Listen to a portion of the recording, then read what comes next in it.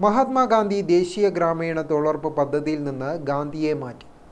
അദ്ദേഹത്തെ കൊലപ്പെടുത്തിയ നാഥൂറാം ഗോഡ്സെയിലെ റാമിനെ പ്രതിഷ്ഠിക്കാനാണ് BJP സർക്കാരിൻ്റെ ശ്രമമെന്ന് CPM ജില്ലാ സെക്രട്ടറി KK രാഗേഷ്. തൊഴിലുറപ്പ് പദ്ധതിയെ അട്ടിമറിക്കുന്ന കേന്ദ്ര നയങ്ങൾക്കെതിരെ LDF സംഘടിപ്പിച്ച RS പോസ്റ്റ് ഓഫീസ് മാർച്ച് ഉദ്ഘാടനം ചെയ്യുകയായിരുന്നു അദ്ദേഹം.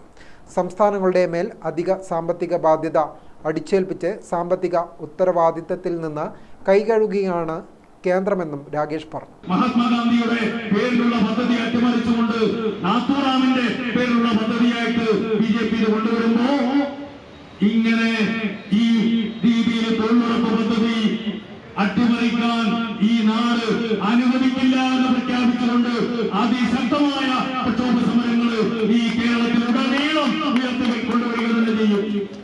അങ്ങനെ അട്ടിമറിക്കാൻ ഞങ്ങൾ അനുവദിക്കില്ല. നിങ്ങൾ നോക്കൂ, ഇത് തന്നെ ഈ പദ്ധതി തന്നെ കൊണ്ടുവന്നപ്പോ ചെയ്തിരിക്കുന്ന എന്താ പ്രചരണം? 120 ദിവസമായി തൊഴിൽ ദിനങ്ങൾ കൂട്ടി നാട്ടിൽ മുഴുവൻ BJP-ക്കാരെ പ്രചരിപ്പിക്കുക. 120 ദിവസമാക്കി വർദ്ധിപ്പിക്കാൻ വേണ്ടി ശ്രമിച്ചപ്പോ അത് നടപ്പിലാക്കാൻ വേണ്ടി കേരളം വിടുന്നില്ല. 100 ദിവസം ഇപ്പൊ കേരളത്തിലുണ്ടല്ലോ. ആ 100 ദിവസത്തിന് ആദ്യം കൊടുക്ക്. അത് കൊടുത്തൂടെ? അത് കൊടുക്കുന്നുണ്ടോ? ഇന്ത്യ രാജ്യത്ത് എവിടെയും കൊടുക്കുന്നുണ്ടോ? BJP ഭരിക്കുന്ന സംസ്ഥാനത്ത് കൊടുക്കുന്നുണ്ടോ? ഗാന്ധിയെ കൊലപ്പെടുത്തിയ ഗോഡ്സെയുടെ രാമനെ പ്രതിഷ്ഠിക്കുക വഴി മതരാഷ്ട്രമെന്ന സംഘപരിവാറിന്റെ രാഷ്ട്രീയ അജണ്ടയാണ് കേന്ദ്ര സർക്കാർ നടപ്പാക്കുന്നത്. വെടിവെച്ച് കൊന്നിട്ടും ഇപ്പോഴും ഭയപ്പെടുന്നതിനാലാണ് ഗാന്ധിയെ മാറ്റി ഗോഡ്സെയെ RSS പ്രതീകാത്മകമായി തൊഴിലുറപ്പ് പദ്ധതിയിലൂടെ പ്രതിഷ്ഠിക്കുന്നത്.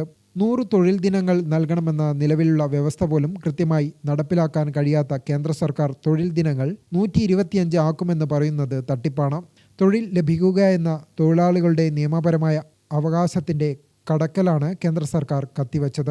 തൊഴിൽ ലഭ്യത ദാരിദ്ര്യത്തെ അടിസ്ഥാനപ്പെടുത്തി നിർണ്ണയിക്കുന്നതിനാൽ കേരളത്തിൽ മറ്റ് സംസ്ഥാനങ്ങളെ അപേക്ഷിച്ച് ഈ പദ്ധതി സമ്പൂർണ്ണമായും ഇല്ലാതാകും. ഇതുവരെ കേന്ദ്ര സർക്കാരാണ് പദ്ധതി ചെലവ് പൂർണ്ണമായും വഹിച്ചിരുന്നത്. ഇനി മുതൽ 40% സംസ്ഥാന സർക്കാർ വഹിക്കണം.